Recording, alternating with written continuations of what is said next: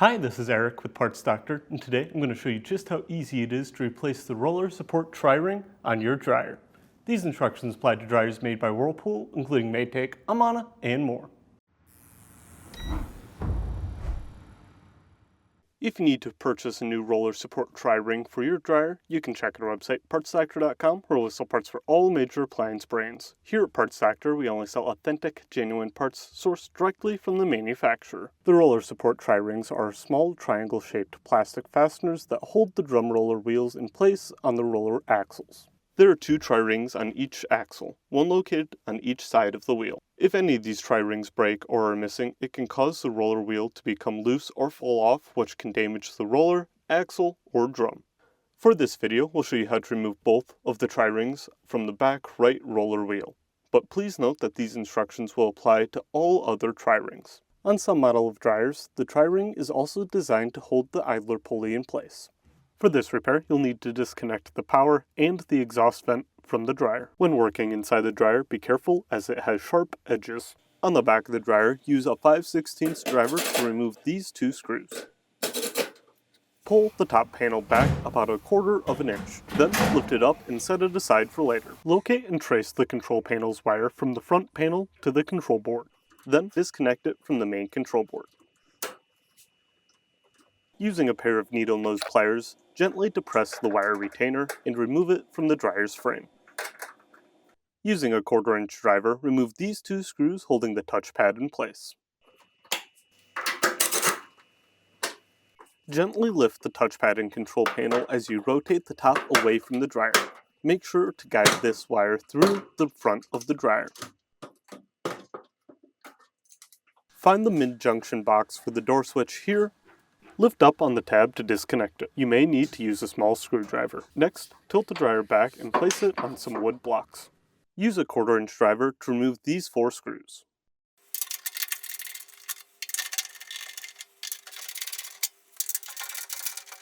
Remove the wood block and set the dryer back on the ground.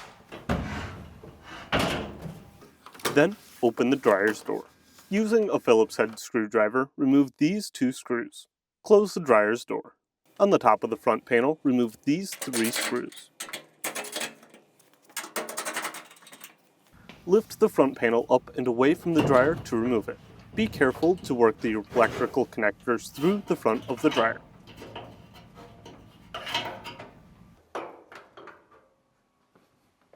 Then, unplug the drum light from the ACU by depressing the retainer on the connector and pulling to remove it. Here is a side view with the retainer you were trying to depress. On top of the dryer, remove these 2 screws.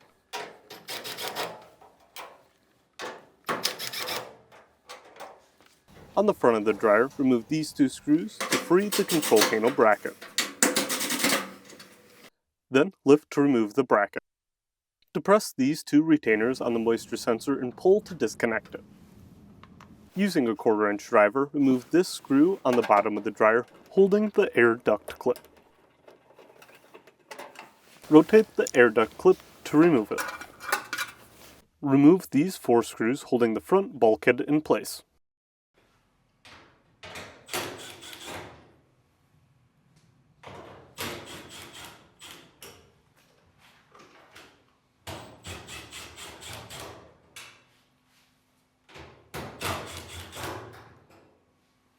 Next, lift the front bulkhead till it is free from the retainers on the side and pull it free from the dryer.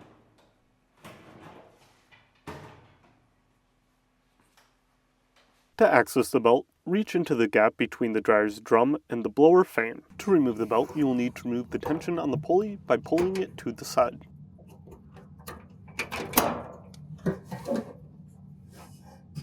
Then, lift the drum of the dryer using the belt and slide it out from the dryer.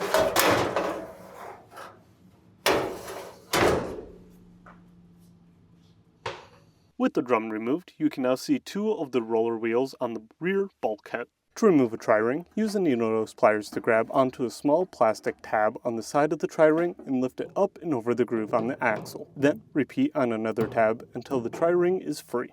If your tri-ring does not have small tabs to grab onto or is difficult to remove, you can use a small flathead screwdriver to pry it up and over from the corner. slide the wheel off to access the rear tri-ring. Then remove the rear tri-ring using the same steps. If you need to purchase a new roller support tri-ring, you can check out our website, partsfactor.com. We'll leave a link in the description below. You want to make sure that you are searching with the model number from the tag on your appliance to make sure you get the correct part. Please note when buying the roller support tri-rings that they are sold individually, so you may need to purchase more than one to complete the repair. Now is a good time to remove any hair or lint trapped around the roller axle and inspect it for damage. Putting a new roller on a dirty or damaged axle is not suggested and will shorten the lifespan of the wheel. The axles are made of a harder material than the inside of the wheel, so damaged axles are rare but not impossible. We suggest using fine grit sandpaper to remove hard to clean debris. Be careful to only remove as much material as needed when cleaning the axles. If too much material is removed, the axle shaft will need to be replaced. Only sand in a circular motion around the axle to match the direction that the roller wheel turns. After cleaning, use your hand to feel the axles for any pitting or any rough areas. If you notice any damage, the axles should be replaced. There will be a link in the description below to our video on how to replace the roller axles if you need. To install the new tri-ring, slide it onto the roller axle until it is in the rear groove. The tri-rings are designed with a notch to help move the clip. The clips are made of plastic, so only lift them far enough to install them.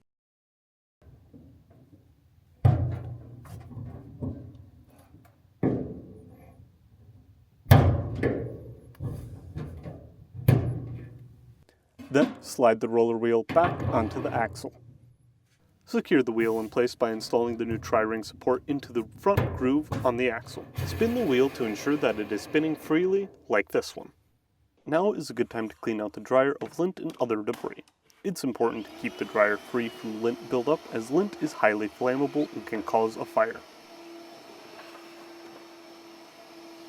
Position the drum so that the side with the larger lip on the inside of the drum is facing towards the back of the dryer. Then lift the drum up and into the dryer so that it sits on the back rollers.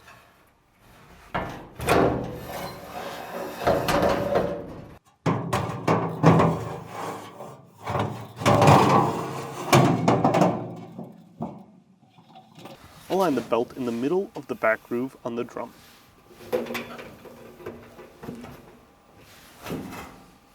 Then, spin the drum one full rotation to check the rear felt and make sure that it is not folded in on itself. Reach into the gap in between the dryer's drum and the blower fan here. Grab the belt and make sure that it is behind the idler pulley. Then, route the belt around the motor pulley. To keep the belt in place, add tension to it while reaching in with the other arm to lift the idler pulley. Then, set the belt in the groove of the idler pulley.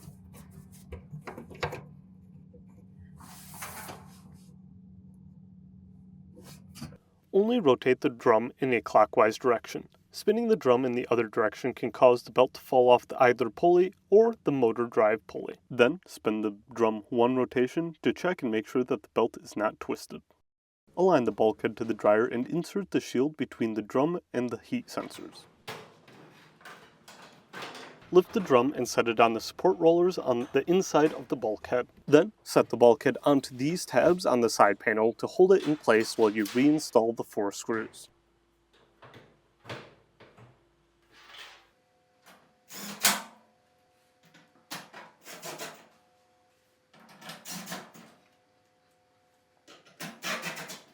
Test spin the drum again clockwise to make sure that it is resting on the front rollers correctly and to make sure that the front felt seal is not folded over.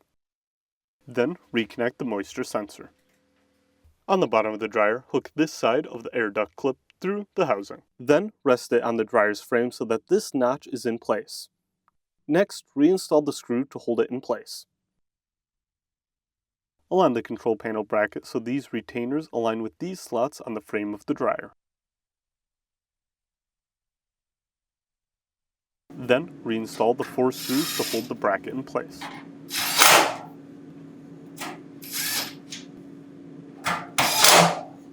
Line the front panel to the bulkhead and feed the door switch connector through the bulkhead.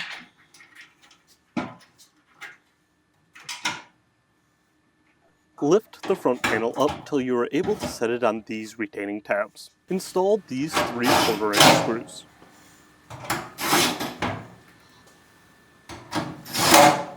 Open the dryer's door and install these 2 Phillips head screws. Close the door and tilt the dryer back and set it on some wood blocks. Install these 4 screws into the bottom of the front panel. You may need to push up on the front panel to get it to align properly. Remove the wood block and set the dryer back on the ground.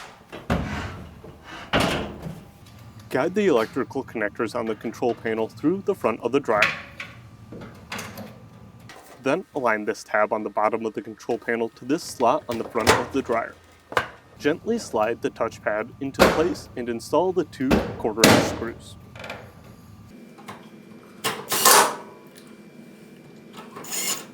Find the retainer on the wire and push it back into this slot on the frame of the dryer. Then connect the electrical connector to the main control board. Connect the mid-junction on the door switch. Then reconnect the drum light. Align the top panel to the dryer and slide it forward and reinstall the 2 screws to secure it in place.